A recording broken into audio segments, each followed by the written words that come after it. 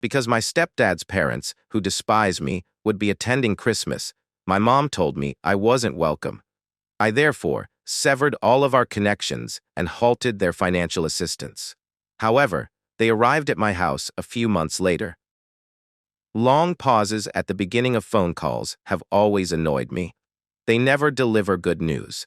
My mother's hesitancy on the other end of the telephone, 5 days before Christmas, told me everything I needed to know before she even said anything. "Natalie, honey, I think it would be better if you didn't come home for Christmas this year."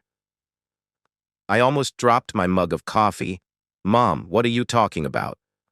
"It's just, well, Greg's parents are coming, and they don't want to see you, and they've made it quite clear." In an attempt to comprehend what I was hearing, I collapsed onto my couch. My stepfather was Greg. His parents had never been fond of me, and he had been married to my mother since I was 12 years old. However, this was not like the others. My mother chose them over me in this situation. "We've always spent Christmas together," I added, attempting to sound calm. "Every single year since Dad died. It's our tradition." "I know, honey, but what? You're seriously picking other people over your own daughter?" No matter what reason she offered, the silence that ensued was terrible. Her voice was strained when she did speak. "Natalie, they've threatened to cut Greg out of their will if they find out we're still in contact with you. They told us they won't leave him an inheritance and will stop talking to us altogether." I was going to yell, "So this is about money." Quickly, "No, it's not just that," she said. "I've told them that we haven't been in touch with you for years. I need you to go along with this. It's just this once." There was no comedy in my laughter. "You want me to pretend I don't exist in your life? That's your solution?" Greg's parents are difficult people, Natalie. They're spiteful and stubborn. We need to make sure they believe no one in the family talks to you anymore. You need to understand. I ended the call. I was no longer able to listen. You would have to go back more than 20 years to comprehend why Greg's parents detested me so much. When I was 5 years old, my real dad passed away in a vehicle accident. It was just Mom and me against the world for 7 years. Then she met Greg, a widower with a daughter named Sophie, who is 10 years old. Greg and Sophie moved into our home after they were married. At first, everything was okay. I got along well enough with Sophie. At times, we quarreled like sisters, hurling pillows at one another and squabbling over who got the remote control. All typical child behavior. However, Greg's parents detested me from the beginning. They referred to me as impolite and unruly. They would comment, "It's obvious she grew up without a father," as if I weren't even there. They would bring Sophie gifts when they came to visit, but nothing for me. They would never speak to me, but they would chat through and around me. When I was 15, the worst of it occurred. Sophie and I were left with Greg's parents while Mom and Greg went on vacation. Normally, Mom's sister, Aunt Sarah, would host us, but she was occupied at the moment. Despite their reluctance, Greg's parents decided to have us, especially me. Sophie and I argued over the laptop after spending a week together locked up. Tensions were high, and we were both really bored. I gave her a gentle shove during the fight, but she lost her equilibrium, fell awkwardly, and fractured her arm. It was heart-stopping to hear Sophie scream. Her grandparents rushed over. Her grandma called Greg in a fit of hysteria, while her grandfather took her to the hospital. "You must come home immediately." She yelled into the phone. "Natalie beat Sophie badly and broke her arm. She needs to be in a psychiatric clinic. She's completely out of control." Everything changed after that call. They stole my phone, locked me in a bedroom, and only unlocked the door to let food in. They threatened to put me in juvenile detention and called me a rabid monster. 3 days after taking a short trip, Mom and Greg returned home. Greg was enraged, claimed that he couldn't trust himself in my presence. I was sent to spend 3 months with Aunt Sarah. Greg hardly talked to me when I got home. Sophie and I quickly reconciled. Ironically, we became closer as a result of the tragedy. I never had anger management difficulties, so my parents had me go to therapy. After that, The atmosphere at home was oppressive. It was like fleeing prison when I turned 18 and moved to a different place for college. I only communicated with Mom and Sophie when I was in college. I worked really hard to succeed while studying management and administration. My buddy Olivia and I were able to secure internships at her father's restaurant company during our junior year. I created a development strategy that, when it came to pass, astounded everyone. Profits increased in a matter of months. Olivia's father gave me a job opportunity when I graduated. Olivia wanted me to be her executive director when he turned over the restaurant management business to her. I would effectively be her right-hand lady in charge of modernization and business development. I changed that chain of restaurants with Olivia. We built a mobile app, established food delivery services, and set up areas where patrons could use laptops to place food orders. In order to demonstrate how hygienic and effective the kitchens were, we set up live stream cameras in each restaurant, created designated areas for selfies, and began culinary lessons. Young folks began to pour in. We drew in a ton of new clients while retaining the old ones. Business took off.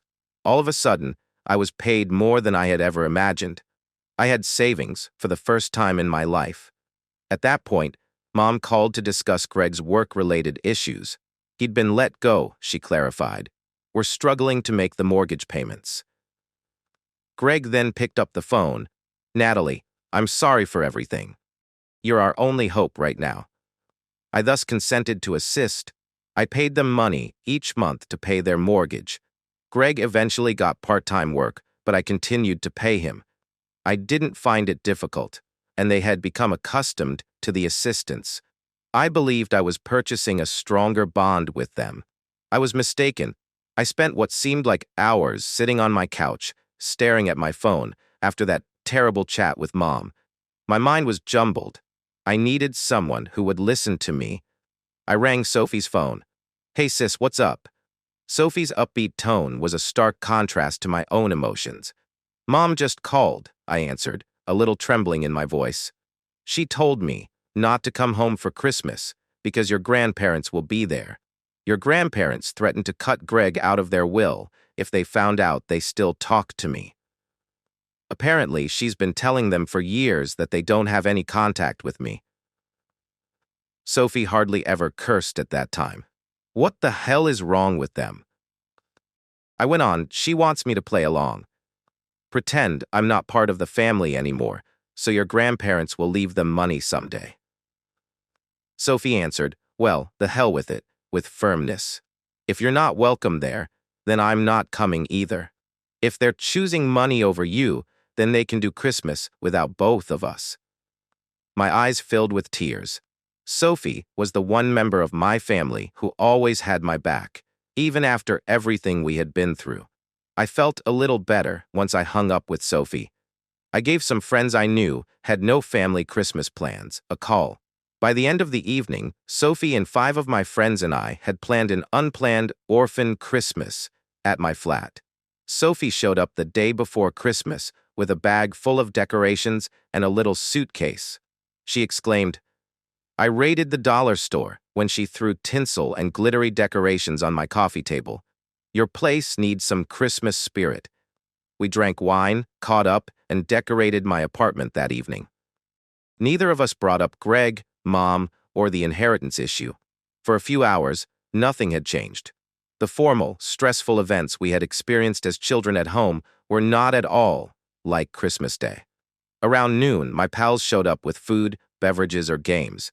We probably drank more than we should have, ate too much, and laughed too loudly. It was authentic, yet it wasn't conventional.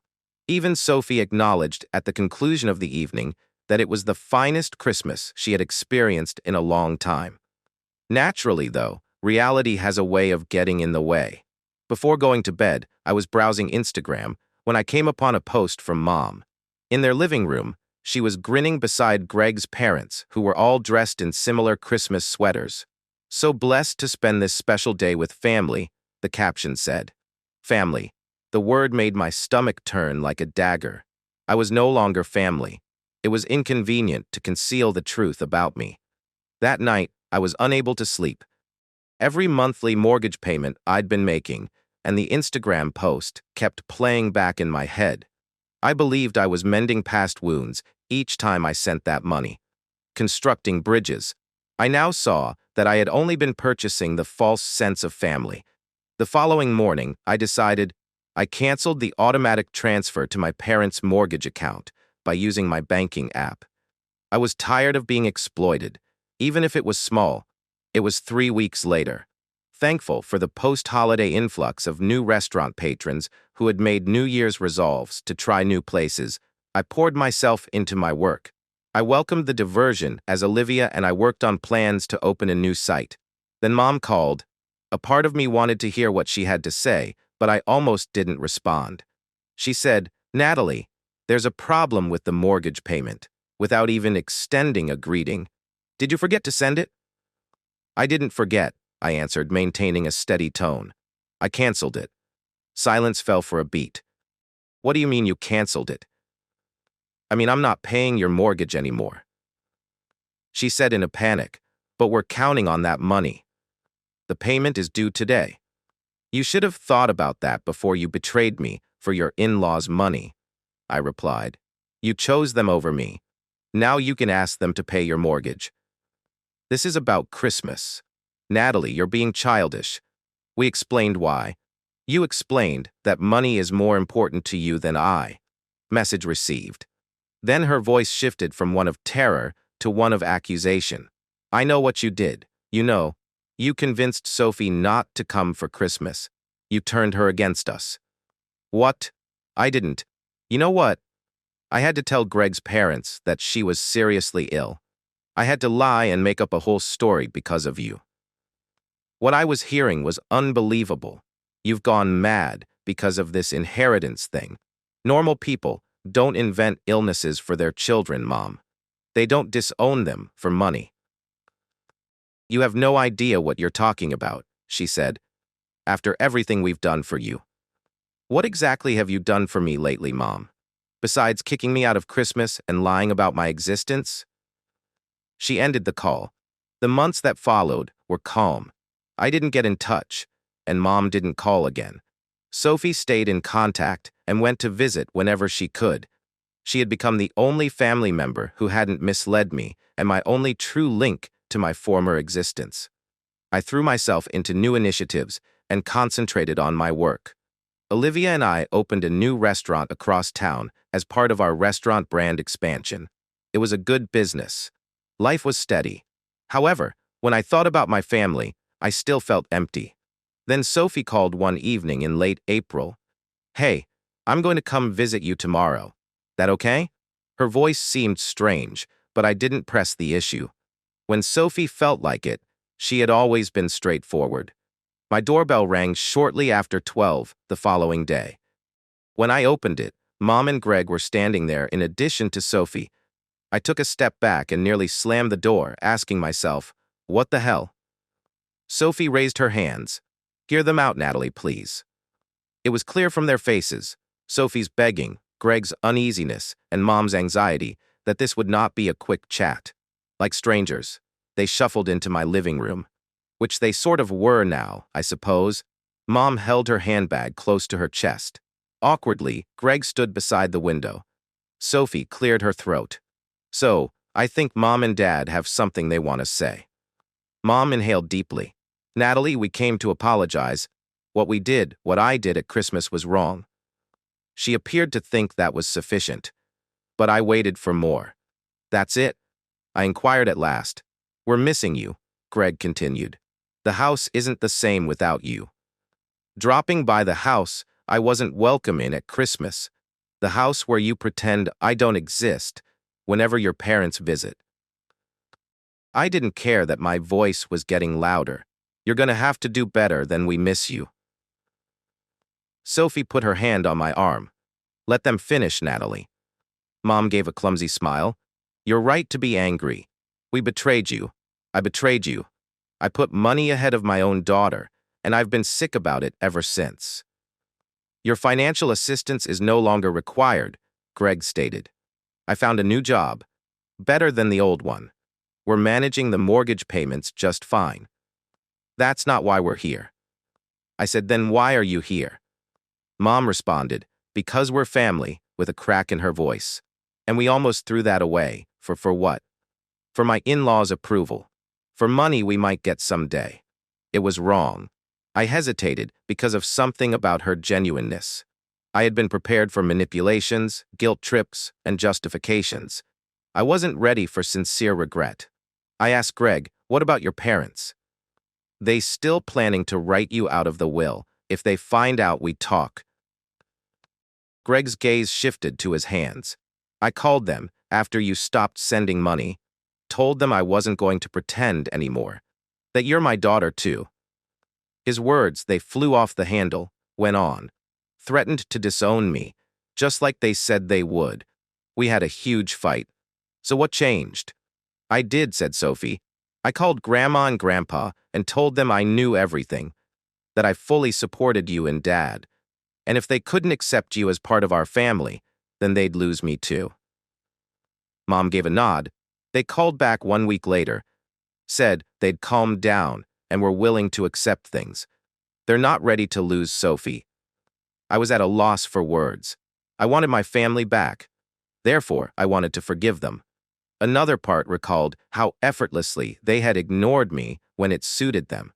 I was honest when I stated, I don't know if I can trust you again. You shut me out when it suited you. What happens next time they threaten to cut you off? There won't be a next time, Mom said. We've drawn a line. You're our daughter, and that's non-negotiable. Sophie gave me a supportive nod when I glanced at her.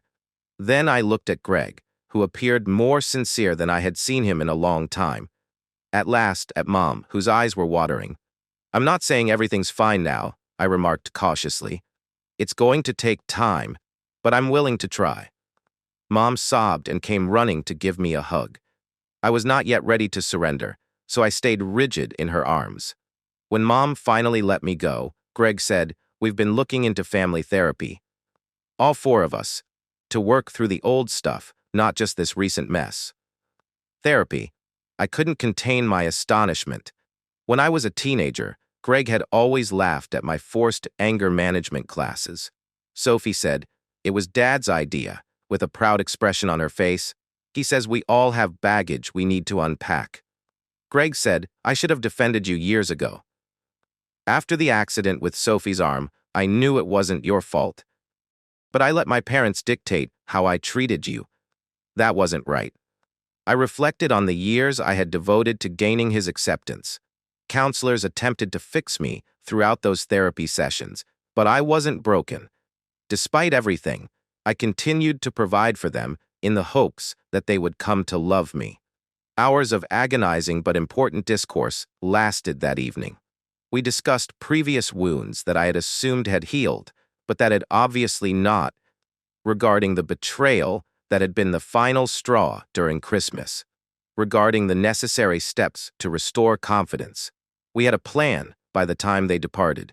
The following month, weekly family therapy sessions will begin. Just the four of us at regular dinners. In-laws are not permitted. Clearly define limits on what was and wasn't appropriate in the future. Forgiveness wasn't it yet. However, it was just the start. Sophie remained after they left.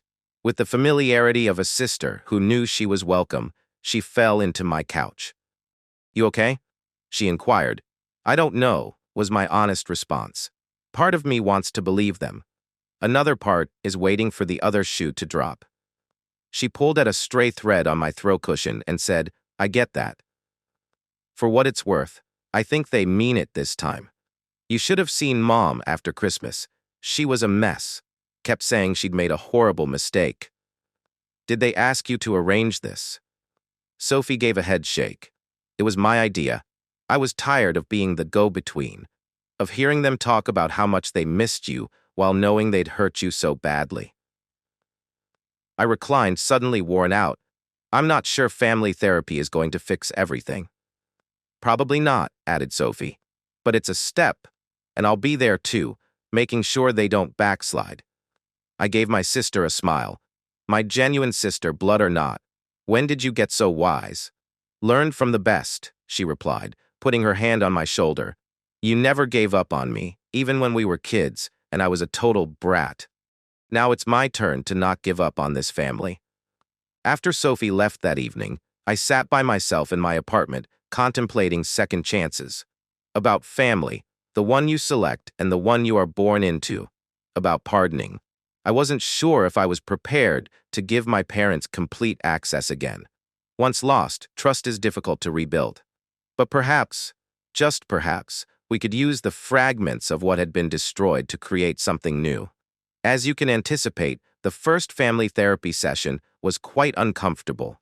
We were asked to gather in a circle and discuss our expectations with Dr. Levine, a kind-eyed, no-nonsense woman in her 50s. Mom wiped at her eyes and whispered, "I just want my family back." "I want to understand why I was so easily disposable," I replied. Greg stirred uneasily. "I want to be a better father to both my daughters." "Always the mediator," Sophie said. "I want us to be honest with each other. No more secrets or lies." Dr. Levine gave a nod. "Those are all valid desires. This won't be easy, but acknowledging what you want is a good start." We had frequent meetings throughout the ensuing weeks. The sessions were productive at times. They occasionally turned into fights or tears, but we continued to appear. We slowly and carefully worked through years of miscommunications, grudges, and anxieties. We discussed why, despite everything that had transpired, I had felt obligated to provide for them financially. About how Greg's parents had manipulated the family by using their inheritance as a weapon. About how I was eventually broken by the treachery at Christmas. We began repairing our relationship in little steps outside of treatment. Mom used to call just to talk. Greg believed I might find the restaurant management articles he provided me interesting.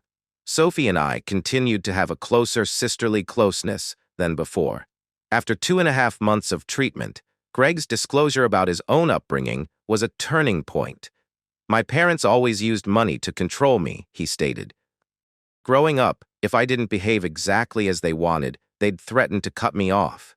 When I wanted to marry my first wife, they threatened to disinherit me because they didn't approve of her. I stood my ground then, but after she died, I guess I didn't have the fight left in me." Dr. Levine asked, "So when did they start treating Natalie the same way?" He acknowledged, "I fell back into old patterns," as he looked at me with sincere regret. "I'm so sorry, Natalie. I failed you." That day, something changed within me. For the first time, I saw Greg as someone who had been controlled his entire life, just like I had been, rather than as the stepfather who had deceived me. Telling him we both deserved better. We were prepared to put our new family dynamics to the test in the real world by the 3rd month of therapy. Mom asked me to join them for dinner in the house where I grew up. It had been before Christmas when I last visited. Anxiety made my stomach turn as I pulled into the driveway. What if Greg's parents appeared out of the blue? What if this whole thing was a sophisticated ruse? However, the scent of my favorite food, Mom's lasagna, greeted me as soon as I entered, and the dining room was adorned with pictures. Pictures of me at my college graduation. Pictures of myself and Sophie together. Pictures from happier times of the 4 of us. Mom said, "We put these back up," as she followed my eyes. "They belong here. You belong here." It wasn't a perfect dinner. Even now, awkward pauses and flashbacks to prior tensions were still present. However, it felt like a step forward. Greg pulled me aside after supper. After saying, "I need to show you something," he ushered me into his office. He had a legal paper on his desk. I said, "What's this?" "I've been working with a lawyer to ensure that whatever happens with my parents' inheritance won't affect what I leave to you and Sophie. You'll both be treated equally in my will, no matter what." I was dumbfounded when I looked at him. "It's not about the money," he swiftly explained. "It's about making sure you know that you are my daughter, Natalie, not by blood, but by choice. And nothing, not my parents, not their money, will ever change that again." I rarely cried, but at the time I sobbed. That night, I contacted Sophie on the way home. As I described the evening to her, I said, "You won't believe what just happened." I believe it, she declared. Dad's been working on that will thing for weeks. He wanted it to be perfect for you. I asked out loud, when did everything change so much? After Sophie said, when you stood up for yourself. You showed them they couldn't have it both ways. They couldn't treat you like garbage and still expect your financial support. It made them realize what they were losing. She was correct. I had forced them to make a decision by severing their financial and emotional ties. Surprisingly, they had selected me. Dr. Levine requested we discuss our progress in the following treatment session. I've learned that I can't control how others treat me, but I can control how I respond, I replied. I don't have to keep paying, literally or figuratively, for people to love me. Greg looked at Mom and remarked, I've discovered that I married a strong woman who raised an even stronger daughter, and that standing up to my parents was long overdue. I've learned that family isn't just about blood or obligation, Mom said. It's a choice we make every day. Sophie grinned. I've learned that my sister is a badass who doesn't take crap from anyone anymore. That made us all laugh. We all gathered for dinner at a brand new restaurant that my employer had opened 7 months after the Christmas that nearly killed our family. I came to a significant realization while we sat around the table, giggling and telling stories. The family we had been was no longer the same. The foundation of the family had been fear, duty, and unspoken grudges. It wasn't flawless. We still experienced horrible days. Even though Greg's parents had been relatively silent since our reunion, they were still a complex part of our lives. Sometimes old hurts came back. However, we were determined to resolve it together. And that was what made all the difference. I was starting to think. In the end, the real revenge wasn't slamming doors or shouting matches. It was finding peace, growing stronger, and living a life I could be proud of. Sometimes silence says more than anger ever could. If you're carrying betrayal in your heart, set your boundaries, invest in your healing, and choose dignity over drama.